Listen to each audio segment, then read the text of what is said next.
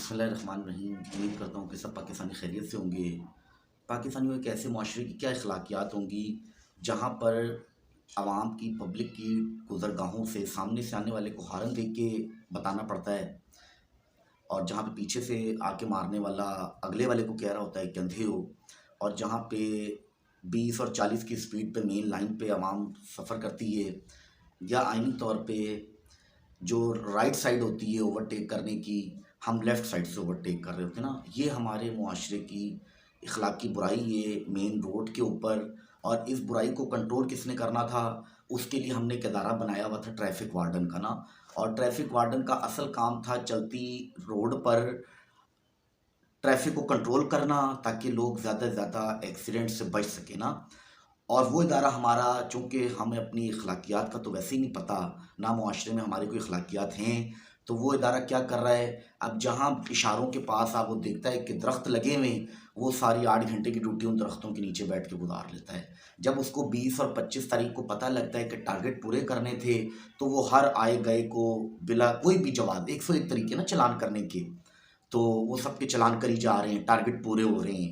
مطلب یہ لاقانونیت کی ہمارے معاشرے میں انتہا ہے کہ مطلب کوئی بھی اپنا کام ٹھیک طریقے سے کرنا ہی نہیں چاہ رہا، اور ادارے کام کیسے ٹھیک سے کریں گے جب کروانے والوں کو نہیں پتہ کہ کام کیسے کروانا ہے، یعنی کہ عوام، یعنی کہ ہم، یعنی کہ حاکم۔ جب عوام کو ہی نہیں پتہ کہ ہم حاکم ہیں، ہم پوچھ سکتے ہیں، حکومت ہمیں جواب دے ہے، تو ان سارے حالات میں کون نوکر یا کون ادارہ ہمیں جواب دینا پسند کرے گا نا؟ الٹی ریت ہو گئی، بلکہ پاکستان میں ریت ہی الٹی ہو گئی۔ الٹی کیا ہو گئی کہ جو حاکم عوام تھے، یعنی ہم تھے، ہم محکوم بن گئے۔ مطلب اگر آئینی طور پہ یا اخلاقیات کے ایک مہذب معاشروں کو دیکھتے ہوئے اگر ہم اپنا کمپیریزن کریں نا، تو ہم تو شاید اب محکوم بھی نہیں رہے نا، کیونکہ مہذب معاشروں میں محکوموں کے بھی، کوئی قیدیوں کے بھی کوئی نہ کوئی بنیادی حقوق ہوتے ہوں گے نا۔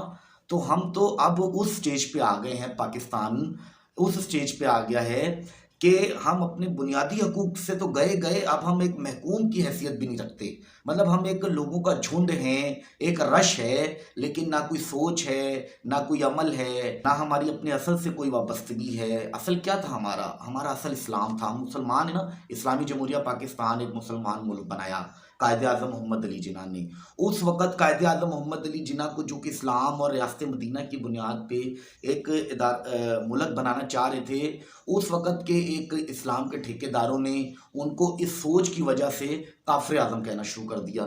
اب آپ یہاں سے اندازہ لگائیں کہ اس وقت اسلامی ریاست بننے کی مخالفت کرنے والے آج مولانا فضل الرحمان جیسے ہمارے کرتے دھرتے بنے بیٹھے ہوئے ہیں۔ مطلب کل انہوں نے بیان دیا ہے پرسوں کہ عمران خان سے مذاکرات نہیں ہوں گے۔ مطلب مولوی صاحب آپ کون ہیں؟ آپ کہتے جی کہ پہلے ہمیں گن کی بندوق پہ ہم سے کام لیا جاتا تھا، آج ہتھوڑے کی بنیاد پہ کام لیا جا رہا ہے، آج ہتھوڑے کی بنیاد پہ مذاکرات کا کہا جا رہا ہے۔ تو آپ ہمیشہ بندوق پہ چلیں، آپ ہیں پیادے، یہ تو ہمیں پوری پاکستانی عوام کو پتہ ہے کہ آپ ہمیشہ سے بندوق کے نوک کے اشارے پہ ناچتے رہیں، اسی لیے آپ کی بقا آج تک ممکن ہے، ورنہ آپ کی ذاتی حیثیت کیا ہے؟ دین کے نام پہ آپ اسلام میں دھپا ہیں۔